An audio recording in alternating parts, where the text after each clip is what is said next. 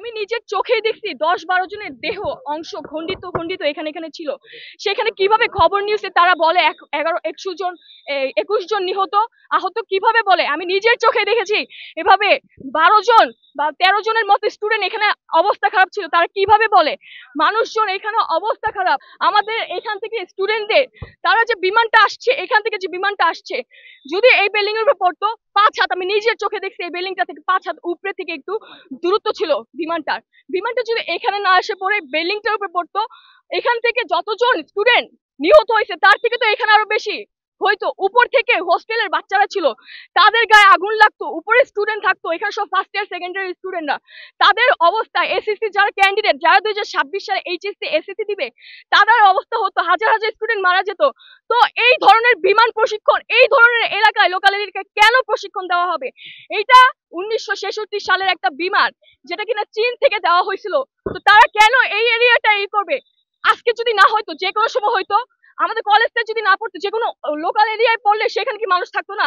এখানে কি খালি খালি এরিয়া? যে কোনো জায়গায় যে কোনো মানুষজন আছে, সবাই আহত হইতো। এখানে ছোট ছোট বাচ্চারা, এই যে এই বিল্ডিংটা এখানে হয়তো ক্লাস 7 পর্যন্ত বাচ্চারা ছিল, নিচতলা যারা ছিল সরাসরি বরাবর যেখানে ছিল সেগুলো ক্লাস 2-3 বাচ্চারা ছিল।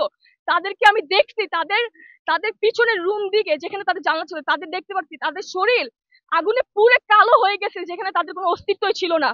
আমি চোখে দেখছি। এই জিনিসটা দেখে আমি কান্না করতে করতে আমার মাথা আমি যে কি করব আমি তখন বুঝতে পারতেছিলাম না, কাকে ধরে ধরবো, কার লাশ কি ধরবো। তাদের লাশ মাথা অর্ধেক ছিল, মজক বের হয়ে আসছিল, এক একজনের ঘিলু বের হয়ে আসছিল, একজনের হাত আঙ্গুল এক এক জায়গায় পড়ে আসছিল। আমি কাকে যেয়ে ধরবো আমি কিচ্ছু বুঝতে পারতেছিলাম। বাচ্চাদের এই অবস্থা থেকে আমি কখনো কল্পনাই করতে পারিনি আমার বিদ্যালয়ে এরকম কিছু একটা হবে।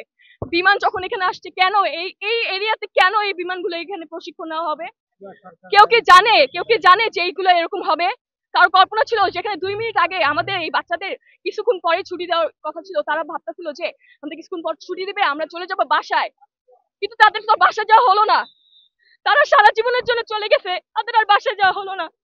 আমি কালকে সারাদিন বাসায় থাকতে পারিনি। আমার বাসার পাশেই একজন বাসা, যার বাড়িওয়ালার মেয়ে তার মারা গেছে, সে ক্লাস 3-তে পড়তো। আমার ছোট ভাইয়ের ফ্রেন্ড ছিল, সে প্রায় সময় বিকালে খেলার জন্য ডাক দিত, আমার বাসায় আসতো। তার আরবি